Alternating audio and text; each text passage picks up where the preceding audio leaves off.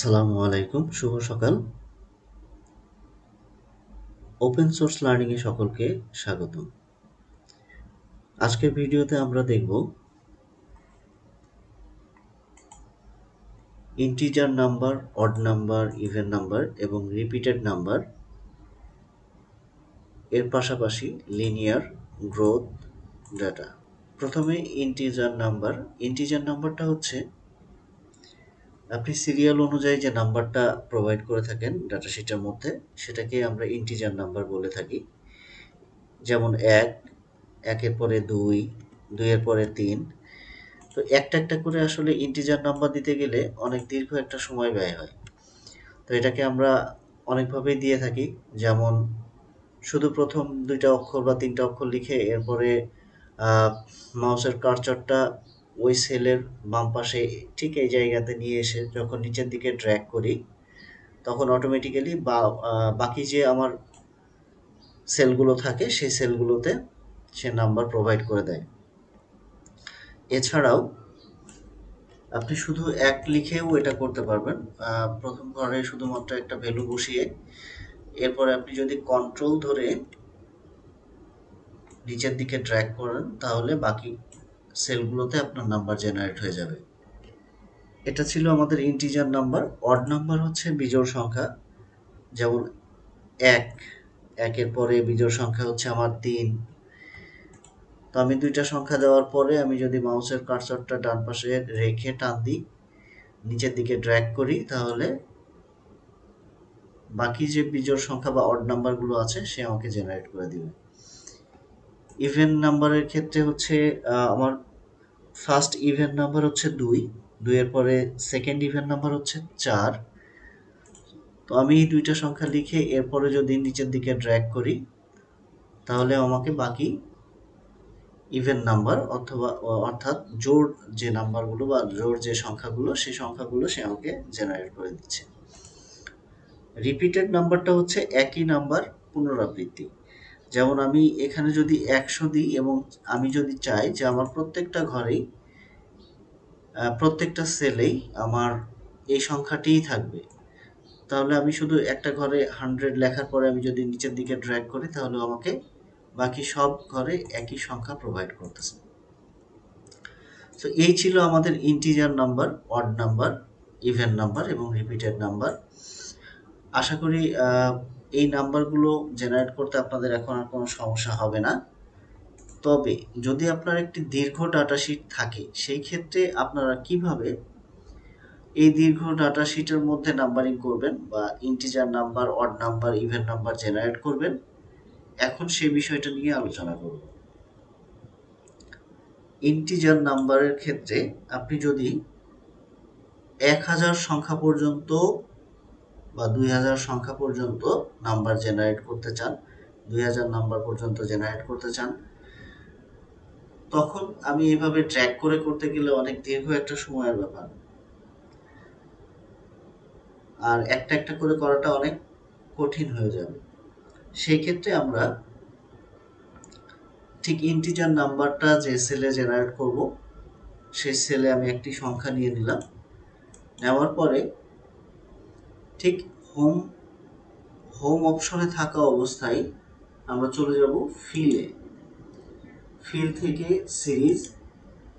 সিরিজে যাওয়ার পরে আমরা এখানে একটা নতুন স্লাইড পাচ্ছি। এই স্লাইডের মধ্যে আমার কিছু অপশন দেওয়া আছে, rows, column, linear, growth, data, autofill. আমি এখান থেকে কলামটা সিলেক্ট করব, কারণ আমি ভ্যালুটা কিভাবে চাচ্ছি, কলামে চাচ্ছি, রোতে না। যেহেতু আমি ভ্যালু চাচ্ছি কলামে, তাই আমি কলামটা সিলেক্ট করলাম। স্টেট ভ্যালু আমার যেটা আছে সেটাই থাকবে, ১ থেকে শুরু হবে। আর স্টপ ভ্যালুটা আমার যাবে, আমি ধরে নিচ্ছি ১,০০০। এরপরে যদি আমি এটাকে ওকে করি, তাহলে আমাকে ১,০০০ পর্যন্ত সংখ্যা জেনারেট করে দিচ্ছে। ঠিক একইভাবে ইভেন নাম্বার দেওয়ার ক্ষেত্রে আমার প্রথম ইভেন নাম্বারটা হচ্ছে ২। এরপরে আমি ফিলে যাব, ফিল থেকে সিরিজ থেকে কলাম সিলেক্ট করে নিয়ে স্টেপ ভ্যালু হবে আমার 2, কারণ আমি 2 সংখ্যা পর পরই সংখ্যা নিব। আর আমি এখানে দিয়ে দিচ্ছি 100, 100, অর্থাৎ 2 থেকে 100-এ যে সে থামবে এবং 2 থেকে 100-এর মধ্যে সে যে ইভেন নাম্বারগুলো পাবে সেগুলো আমাকে জেনারেট করে দিবে। এরপরে যদি আমি ওকে দিই, দেখেন 2 এর পরে 4, 4 এর পরে 6, 8, 10, এভাবে আমাকে যতগুলো ইভেন নাম্বার আছে, 100 এর মধ্যে যতগুলো ইভেন নাম্বার আছে, এই ইভেন নাম্বারগুলো আমাকে জেনারেট করে দিয়েছে। অড নাম্বারের ক্ষেত্রেও এক, আমার ফার্স্ট অড নাম্বার হচ্ছে 1, আমি এখানে 1 দেওয়ার পরে যদি ফিলে যাই, এরপর সিরিজ থেকে কলাম, এরপরের বিষয়টা হচ্ছে যে আমি কয় ঘরের পরের সংখ্যা চাচ্ছি। 1 এর পরে হচ্ছে আমার 3, আমি 2 ঘর পরের সংখ্যা চাচ্ছি, তাহলে আমি 2 ঘর পর পর সংখ্যা নেব 2।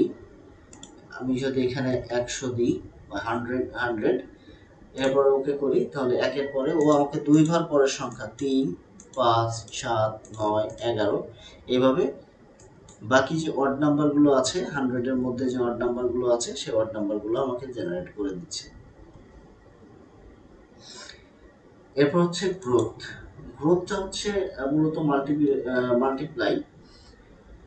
গ্রোথের বিষয়টা হচ্ছে যেমন আমি 2 এর সাথে 2 গুণ করলে 4, 4 এর সাথে 2 গুণ করলে 6, 6 এর সাথে 2 গুণ করলে 12। গ্রোথ জিনিসটা হচ্ছে ঠিক এরকম। আমি একটি উদাহরণ দিয়ে আপনাকে বোঝানোর চেষ্টা করি, আপনাদের বোঝাই। আমি যদি প্রথম ঘরে 2 দিই, গ্রোথ, এরপরে যদি আমি ফিলে যাই, ফিল থেকে সিরিজ থেকে এখানে আমি গ্রোথ সিলেক্ট করব, এখানে কলাম, এরপরে 2 এর সাথে আমি 2 গুণ করতে চাচ্ছি, তো আমি এখানে স্টেপ ভ্যালু 2 দিয়ে দিলাম, প্রত্যেকটার সাথে পরবর্তী যেটাই আসবে সেটার সাথে আর 2 গুণ, 2 সংখ্যা সে গুণ করে দিবে।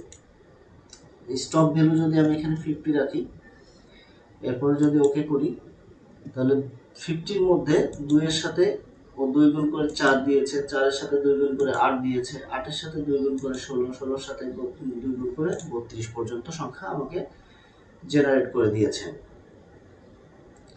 তো এটাই হচ্ছে গ্রোথ। এরপরে আমাদের যেটা আছে সেটা হচ্ছে ডেট। আচ্ছা, ডেটটা ক্যালকুলেশনের ক্ষেত্রে আমরা যেভাবে ক্যালকুলেট করতে পারি, ডেট আমরা যেভাবে এখানে সেলের মধ্যে প্রোভাইড করতে পারি, সেটা হচ্ছে আমি প্রথম ঘরে একটা ডেট দিয়ে দিচ্ছি, সিরিজ থেকে ডেট। স্টেপ ভ্যালু আমি যদি মনে করি 1 ঘর পর পর সংখ্যা নিব বা 2 ঘর পর পর সংখ্যা নিব, নিতে পারি। আমি প্রথমে এখানে একটা ডেট দিয়ে নিচ্ছি, ডেটটা আজকের ডেটই ধরি। ডেট দেওয়ার ক্ষেত্রে অবশ্যই আমাকে মাসটা আগে দিতে হবে। হ্যাঁ, তো আমরা মাসটা দিয়ে নিচ্ছি 10/7/2024। এখন এই ডেট সিলেক্ট থাকা অবস্থায় আমি ফিলে যাব, ফিল থেকে সিরিজ থেকে ডেট, এরপর আমি সংখ্যা দিব 2। আমি 2 ঘর পর পর মানে 2 দিন পর পরের ডেট চাচ্ছি। আজকে 10 তারিখ, আমার পরবর্তী ডেট হবে 12 তারিখ, তার পরবর্তী ডেট হবে 15 তারিখ, 14 তারিখ। তো স্টেপ ভ্যালুতে আমি যদি 10, 30 দিয়ে দিই,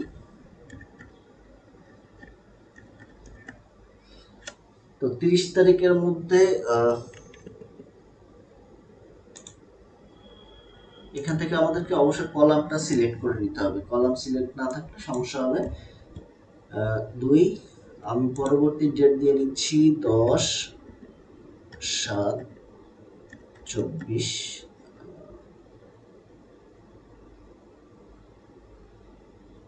10/30/24, 10/30/24।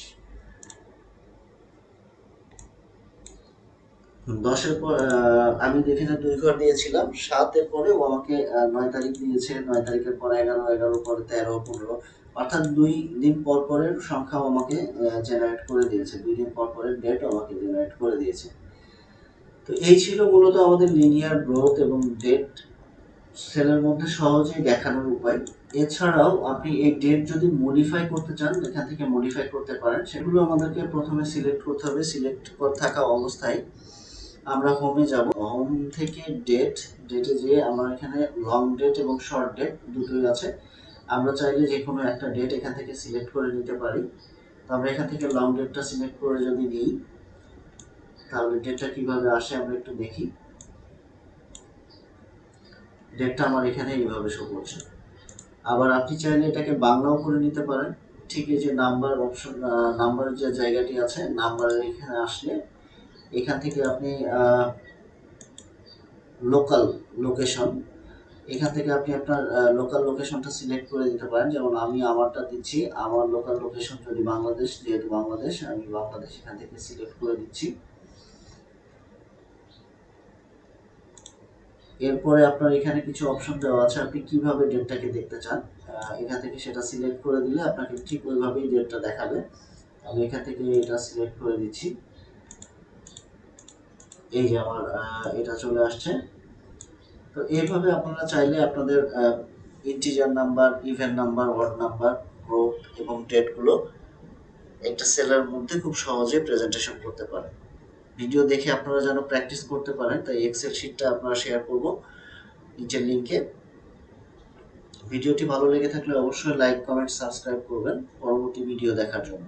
ধন্যবাদ, ভালো থাকবেন সবাই।